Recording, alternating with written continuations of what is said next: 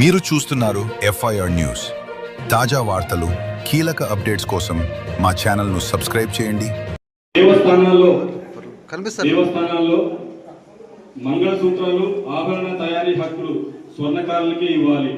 అయితే జీవోలో ఉంది, దాన్ని ఆచరణ లేదు. కాబట్టి ఈ యొక్క కార్యక్రమం ద్వారా మేము ప్రభుత్వాన్ని కోరుతున్నాము. దేవస్థానాల్లో మంగళసూత్రాలు అలాగే ఆభరణాల తయారీ హక్కులు. అందరికీ నమస్కారం. ఈరోజు ఆదోని నియోజకవర్గంలో అఖిల భారతీయ విశ్వకర్మ పరిషత్ పక్షాన ఇక్కడ ఉన్నటువంటి విశ్వబ్రాహ్మణ సంఘీయులందరినీ కూడా కలిసి మరి 2024 సంవత్సరం ఎన్నికలకు ముందు ఈ రాష్ట్ర కూటమి రాజకీయ పార్టీలు ఏవైతే ఉన్నాయో అవి ఇచ్చినటువంటి మేనిఫెస్టో ఏదైతే ఉందో ఈ మేనిఫెస్టోని వెంటనే అమలు చేయాలని చెప్పని మేమందరం కూడా అఖిల భారతీయ విశ్వకర్మ పరిషత్ పక్షాన, ఇక్కడ ఉన్నటువంటి స్థానిక విశ్వబ్రాహ్మణుల పక్షాన, ఈ రాష్ట్రంలో ఉన్నటువంటి విశ్వబ్రాహ్మణుల పక్షాన కోరుతూ ఇందుకు సంబంధించినటువంటి విషయాలన్నింటినీ కూడా ఇక్కడ వివరించడం జరుగుతుంది. మరి అదేవిధంగా నా పేరు నూతలపాటి శాంతికుమార్, అఖిల భారతీయ విశ్వకర్మ పరిషత్ రాష్ట్ర ప్రధాన కార్యదర్శి. మరి ఇప్పుడు మన రమేష్ గారు చెప్పినట్టు స్వర్ణకారులకి ఒక కార్పొరేషన్ ఈ ప్రభుత్వం రావడంతో ఇవ్వడం జరిగింది. అయితే జీవో ఇవ్వడం జరిగింది, కానీ అది పరిపాలనా క్రమంలోకి తీసుకురాలేదు. ఏది ఏమైనప్పటికీ కూడా దానికి ఒక పాలక వర్గాన్ని ఏర్పాటు చేసి ఈ రాష్ట్రంలో ఉన్నటువంటి స్వర్ణకారులందరికీ కూడా న్యాయం చేసే విధంగా పనిచేయాలని చెప్పని కోరుతా ఉన్నాం. అదేవిధంగా ఆ స్వర్ణకార వృత్తి ఏదైతే ఉందో ఆ స్వర్ణకార వృత్తి విశ్వకర్మీయులది. అంటే విశ్వబ్రాహ్మణ విశ్వకర్మలది.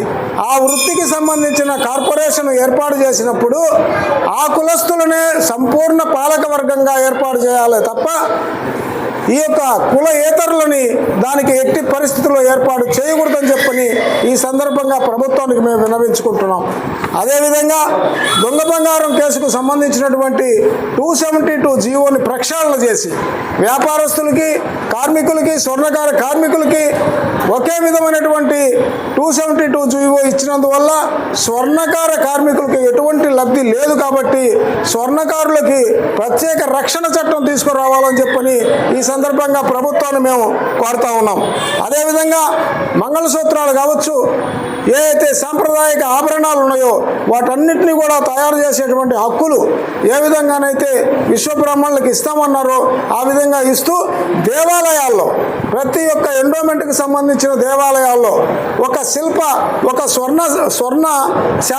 ఒక స్వర్ణశాలని ఏర్పాటు చేసి అక్కడ విశ్వబ్రాహ్మణులే అక్కడ వస్తువులు తయారు చేసే విధంగా, ఆభరణాలు తయారు చేసే విధంగా అవకాశాన్ని కల్పించి ఉపాధి కల్పించాలని చెప్పని తెలియజేస్తూ ఉన్నాం.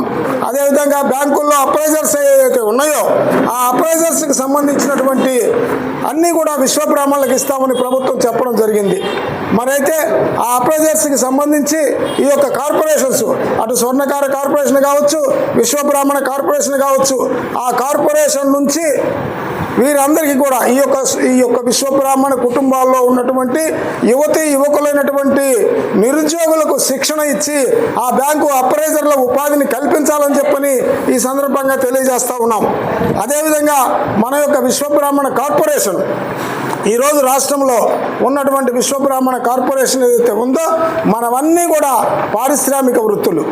ఈ పారిశ్రామిక వృత్తులన్నీ కూడా పరిశ్రమల శాఖలో ఉండాలి, బీసీ శాఖలో కాదు. బీసీ శాఖలో ఉన్నందువల్ల కేవలం సబ్సిడీ లోన్లు మాత్రమే వస్తాయి. పరిశ్రమల శాఖలో ఉంటే అపారమైనటువంటి ఫ్యాక్టరీలు పెట్టుకోవడానికి, పారిశ్రామికీకరణకి దోహదపడుతుంది. కాబట్టి పరిశ్రమల శాఖకి బదిలీ చేయమని మనం అడగడం జరిగింది. అదేవిధంగా ప్రభుత్వం కూడా ఒప్పుకొని ఖచ్చితంగా మేము పరిశ్రమల శాఖకి బదిలీ చేస్తాం. అదేవిధంగా కేంద్ర రాష్ట్ర ప్రభుత్వాల నిధులు కావచ్చు, MSME నిధులు కావచ్చు, వాటన్నిటిని కూడా అందుకు ఉపయోగించి పారిశ్రామికీకరణగా మిమ్మల్ని అభివృద్ధి చేస్తామని చెప్పడం జరిగింది. కాబట్టి ఇవన్నీ కూడా మేము ప్రత్యేకంగా అడగడం లేదు. ఎన్నికల సమయంలో ఎన్నికల సమయంలో తెలుగుదేశం పార్టీ నాయకత్వంలో ఉన్నటువంటి కూటమి ప్రభుత్వం ఈ అన్ని హామీలను కూడా ఇవ్వడం జరిగింది. వాటినే మేము మళ్ళీ గుర్తు చేస్తున్నాం తప్ప ప్రత్యేకంగా ఏమీ అడగడం లేదు. ఆ విషయాన్ని గుర్తించి ఖచ్చితంగా అన్ని చేయాలని చెప్పని తెలియజేస్తా ఉన్నాం. అదేవిధంగా విశ్వబ్రాహ్మణ కార్పొరేషన్ నుంచి ఈ యొక్క జాతిలో ఉన్నటువంటి ఉపాధి లేనటువంటి ఎవరైతే నిరుద్యోగ యువత ఉన్నారో వాళ్ళందరికీ కూడా ఎటువంటి శిక్షణ కావాలన్నా కూడా ఆ శిక్షణ ఉచితంగా ఇచ్చి వాళ్ళకి ఉపాధులు కల్పించాలని చెప్పని కూడా తెలియజేస్తా ఉన్నాం. ఆ విధంగా వారు కూడా చెప్పడం జరిగింది. అదేవిధంగా కార్పెంటర్స్కి సంబంధించి కలప ఆధారిత పరిశ్రమలు కార్పెంటర్స్కి సంబంధించి ఫారెస్ట్ డిపార్ట్మెంట్లో ప్రభుత్వ డిపోలు ఉంటాయి, కలప డిపోలు. ఆ డిపోల ద్వారా 50% రాయితీతోటి కార్పెంటర్స్, విశ్వబ్రాహ్మణ కార్పెంటర్స్ ఎవరైతే ఉంటారో వాళ్ళకి 50% రాయితీతోటి కలప ఇచ్చేదానికి కూడా ప్రభుత్వం డిమాండ్ ఇవ్వడం జరిగింది. మరి ఆ విధంగా వారు చెప్పడం జరిగింది. దాన్ని కూడా అమలు చేయాలని చెప్పని కోరుతా ఉన్నాం. అంతేకాకుండా ఈరోజు తోపుడు మిషన్లు ఏవైతే చిత్రికబట్టే మిషన్లు కార్పెంటర్స్ మీద అటవీ శాఖ సిబ్బంది అమానుషమైనటువంటి దాడులు చేసి రోజువారీ కూలీ చేసుకొని తమ జీవితాలని కష్టంగా నడుపుకుంటున్నటువంటి పారిశ్రామికులైనటువంటి కార్మికులైనటువంటి ఈ ప్రగతికి రథ చక్రాలైనటువంటి విశ్వకర్మ విశ్వబ్రాహ్మణుల మీద దాడులు చేసి వేలాది రూపాయలు వాళ్ళ దగ్గర నుంచి గుంజుకోవడం జరుగుతూ ఉంది అటవీ శాఖ సిబ్బంది. కాబట్టి దాన్ని కూడా నివారించమని అడిగాం. దాన్ని కూడా నివారిస్తామని, ఆ వేధింపులు లేకుండా చేస్తామని కూడా చెప్పడం జరిగింది.